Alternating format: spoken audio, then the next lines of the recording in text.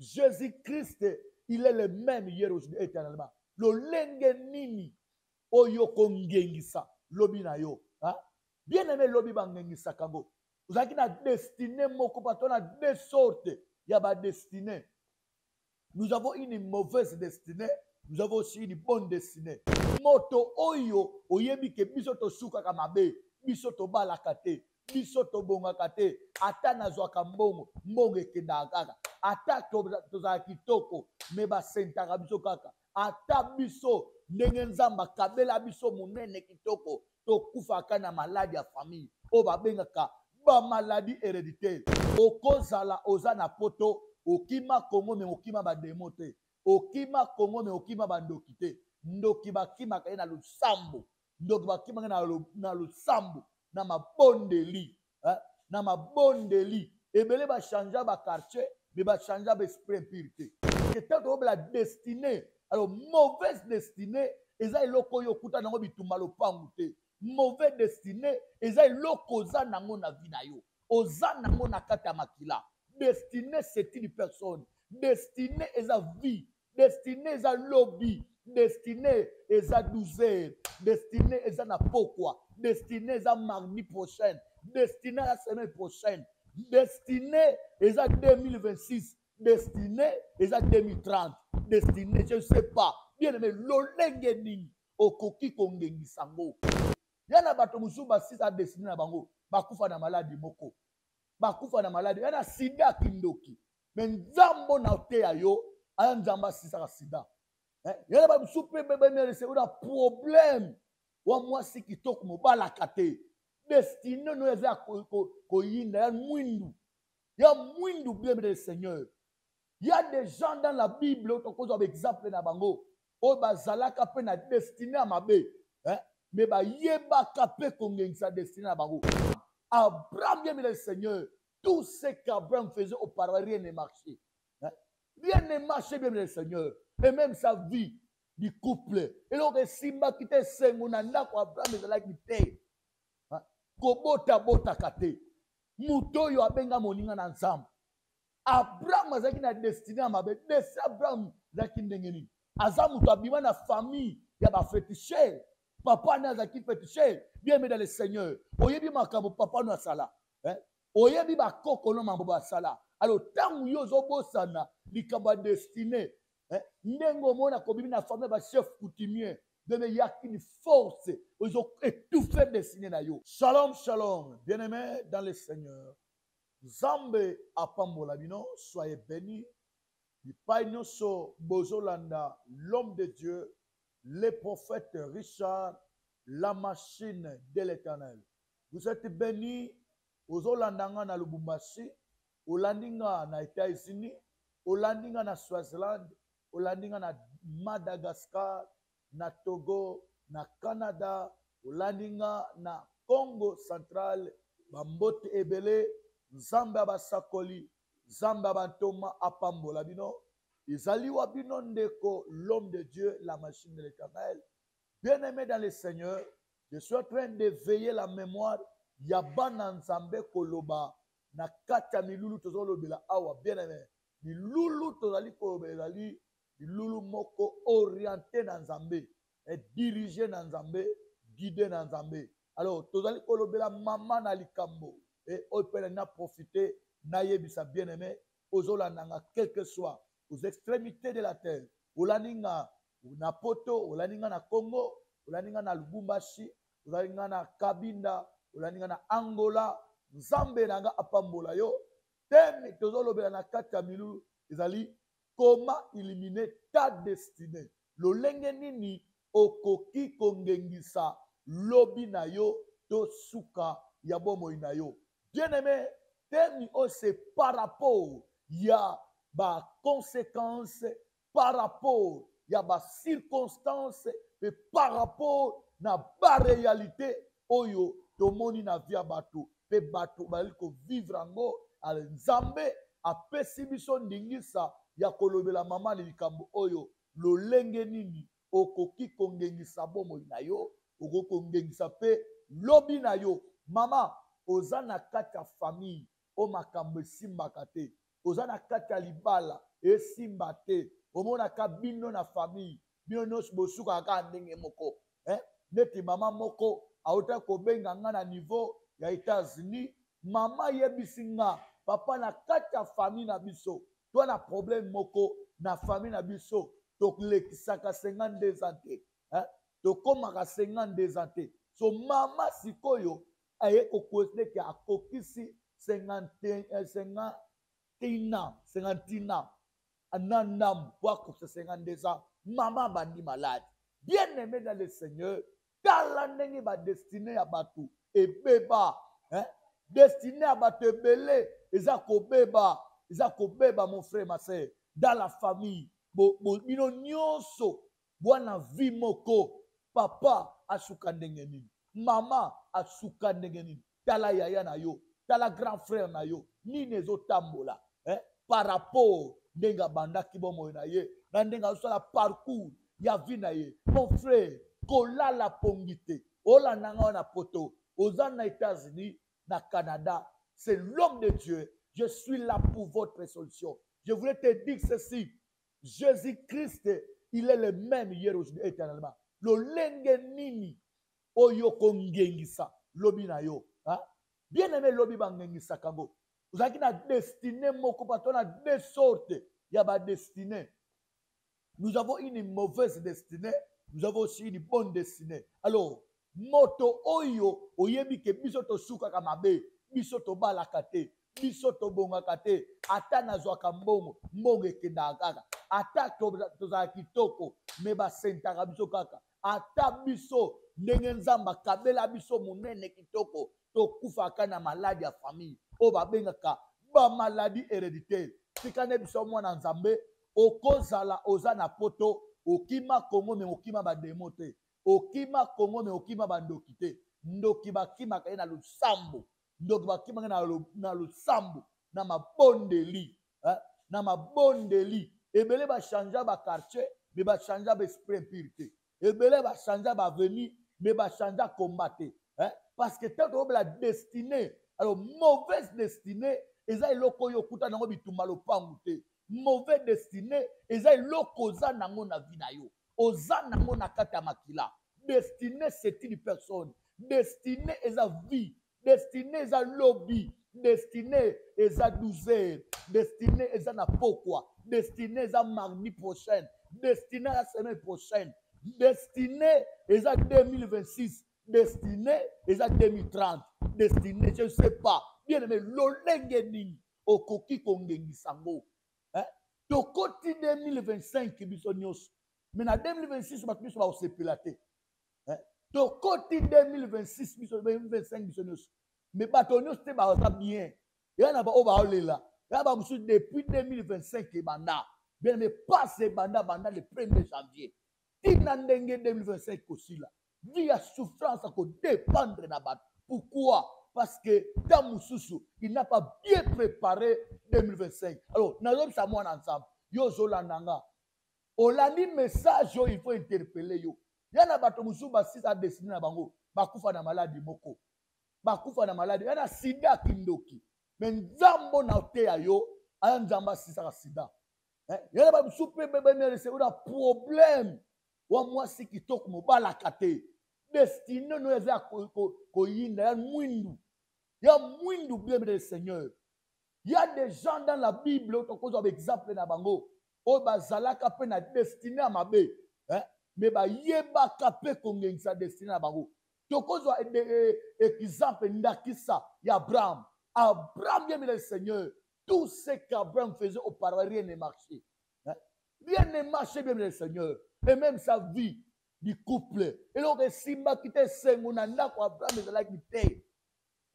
Kobota bota kate. Muto yo abenga moninga na nzambe. Abraham azaki na destiné à mabe. Desi Abraham zaki ndenge nini. Aza muto abima na famille ya ba féticheur. Papa na zaki féticheur. Bien mais dans le Seigneur. Oyebi makambo papa no asala. Oyebi ba koko no mambo ba sala. Alors tangu yo zobosana likambo destiné. Nengo mona kobimi na famille ba chef coutumier de me yaki une force ils ont étouffé destiné na yo nengo bimi na famille ba féticheur Il y a une puissance diabolique. Ils ont étouffé destinée na yo. Ndengo bimi na kata famille. Okindokeza. Il y a une puissance de sorcellerie. Ils ont étouffé destinée na yo. Ndengo bimi na famille. Kindumba eza. Il y a une puissance d'impudicité. Peut y adultère. Ou étouffer destinée na yo. Je ne sais pas. Tu as quelle sorte de destinée. Mais mon frère, c'est possible. Abraham, destiné n'est Akimabe. Pourquoi? Abraham, destiné n'est Akimabe féticheur. Pour ta famille, il n'a papa féticheur. Abraham allait aussi terminer comme un féticheur. Dans la Moïse, même le Seigneur, tant que Dieu lui avait donné la promesse, pour que Moïse soit béni, pour que la promesse se réalise, il fallait Zambé à Longola Moïse dans le Pharaon. Bien, mais ce qui Moïse abima kata dans le Pharaon, destiné à Moïse, il a été tout fait. Et il a qu'elle l'a dévié, il a qu'elle l'a même modifié. Ah, moi, na Zambé, il y a un bateau qui a modifié destiné à Mauna Boutou. Moi, na Zambé, Landanga, Papa Zolandanga, Maman Zolandanga, et Belé va modifier destiné à Mauna Bandoki. Bandoki va modifier destiné à Bango. Nini oye koko modifier destiné à Moutou. Et quand la millions de vanda, il y a millions de vanda qui modifier destiné à yo. Nini moutou qui modifier destiné à Moutou. Bien de ces quartiers de vanda et qui modifier destiné à yo. Par rapport à Makambo Kutiwana, par rapport à Kombo Kutiwana. Et quand le pango vandi bien aimé, et qui modifier destiné à yo. Wow. Et quand on l'appelle famille, donc milliers de yambio comme modifié, un d'abord, milliers de yambio. Milliers de yambio comme modifié l'obinayo yaya. Deuxièmement, l'ibalo bali, et comme modifié l'obinayo. Il y a pas de belé, l'obina bango est modifié dans nega mabe. Modifié dans nega mabe, dans nega négativité. Pourquoi pas la libala mabe? L'obine beba. Vous allez kamubala malam. Vous allez kamubala ma promesse. Ma promesse c'est comment étouffer. Et tout a comment étouffer. Pour quoi la libala mabe. Et là, ma papa belé, ma bien. Et pour bala moi si wana.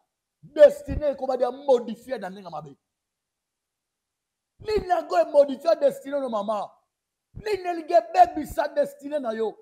Est-ce que millier te? Est-ce que li balo balate? Est-ce que famille oyamo na mokilo? Même moutounio ça dans l'éternité. Et Dieu ne nous a pas créés pour que nous puissions venir souffrir dans ce monde. Ce n'était pas le projet de Dieu. D'ailleurs, Nzamba Zoloba, dans mon canal Jérémie, car moi l'éternel, je connais les projets que moi j'ai formé sur vous. Projet de bonheur, non de malheur. Projet de paix, maman aussi la pongi. Maman qui me si là. Talandego koma kokonda. Talandego koma mutaba souci. Talandego koma mutakolela. Pote ba modifier destinée na yo. Na zambeli zambe. Zambe ya Richard. Zambe la machine de l'éternel. Motonio soit modifier destinée na yo.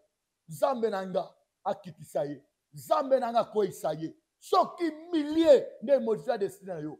Soki lupango vandi et modifier destinée na yo. Soki famille obimela et modifier destinée na yo. Bible le Seigneur. Zambo yanga. Zambo akangolaka. Zambo abasakoli. Zambe wana akangola destinée na yo.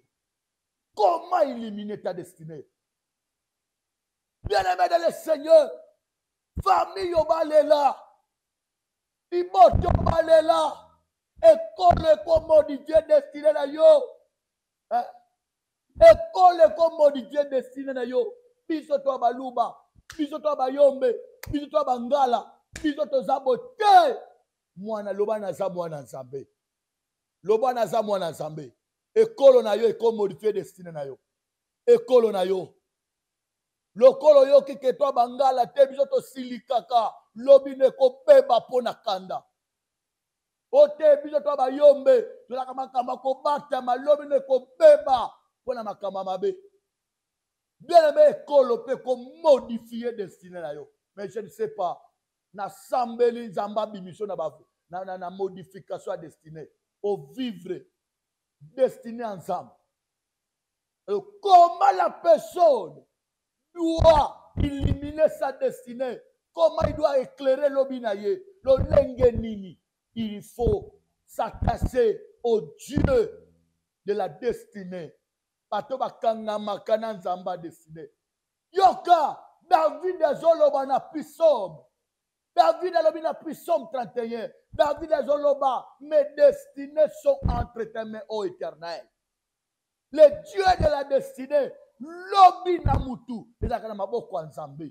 Lobi na yo, ils ont plan nzambe. Oyo kozala, ezala qui déjà planifié avant botama.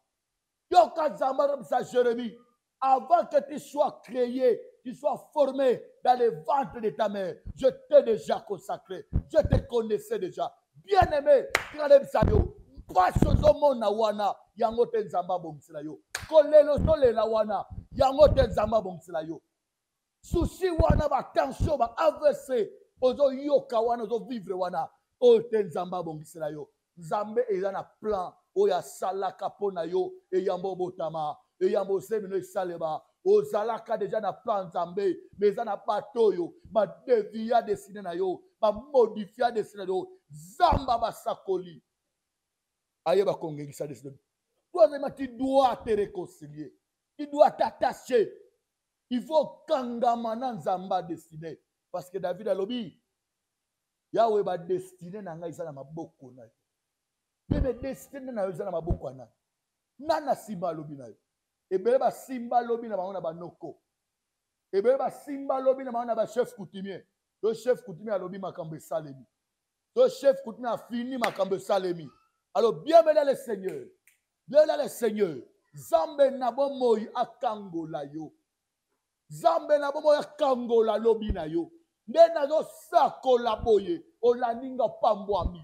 Obengi nga obiki. Mama. Zambe na nga kangola yo. Zambe na nga bikisa yo. Quel que soit mutoyo. Anganzama na vina yo. Il y a un Dieu. Et le Dieu de la machine de l'Éternel. Zambo na teya yo. Azan zamba tikotak. Tu m'appelles, tu es béni. Le Dieu de la destinée. Tu dois t'attacher au Dieu de la destinée. Tu dois t'attacher. Bienvenue le Seigneur. Dans la rite, qui la destinée, mabe. Bazaba tu bakoko basalama sumu. Eye kokwe ya rita bibina libota wana. Tala libota nezo devie. Et l'autre modifié de siamutu. Rite ya bato salama bete. Rite ya bato sumukate. Mais rite la Moabite, bien le Seigneur. Abimi na famille. Oli sumu salema. Oli babe zala. Oyo koyinama. Zamba pesa bango mukoro. Zamba lakela bango mabe. Et kotombe rite de la promesse. Rite comme na Bible bien aimé dans le Seigneur. Et kotombe kabimi na kata famille wana. Mais t'as la rite. Ayeba qui qu'est-ce qu'il doit faire? Il doit s'attacher au Dieu de la destinée. Il s'est attaché à Naomi. Et Zambé à Naomi a comme un Zambé na ye. Souka ya rite comme un den. Abala Boaz. Nanga sako la pona mutomoko. Yo mutola nanga. Yana Boaz moko Zamba bombelio. Si tu crois ce miracle, je te dis appelle. Le numéro est là. Le numéro de l'homme de Dieu est affiché. Appelle-moi, je vais prophétiser ta vie. Appelle-moi, je vais prier pour toi. Appelle-moi. Et mon Dieu va te toucher. Il va te délivrer. Il y a un Dieu qui délivre. Il y a un Dieu qui change de destinée. Il y a un Dieu qui éclaire la destinée d'une personne. Soyez bénis. C'est le prophète, la machine de l'Éternel. Je suis le représentant, les gars de l'église de la main puissante de l'Éternel. L'homme de prière, l'homme de miracles, l'homme de ticotac. Tu m'appelles, tu es béni. Soyez bénis au nom de Jésus-Christ. Que Dieu te bénisse. Et mon numéro, c'est plus 243 89 87 59 834 plus 243 89 87 59 834. Pour la bande de Kobasa, la Vodacom, tu peux me contacter avec le plus 243 83 50 11 968. Le Dieu de la destinée, il est vivant, il ne change pas, il est le même hier, aujourd'hui et éternellement. Ciao, ciao, ciao, ciao. Je vous bénis au nom de Dieu. Que l'Éternel vous bénisse.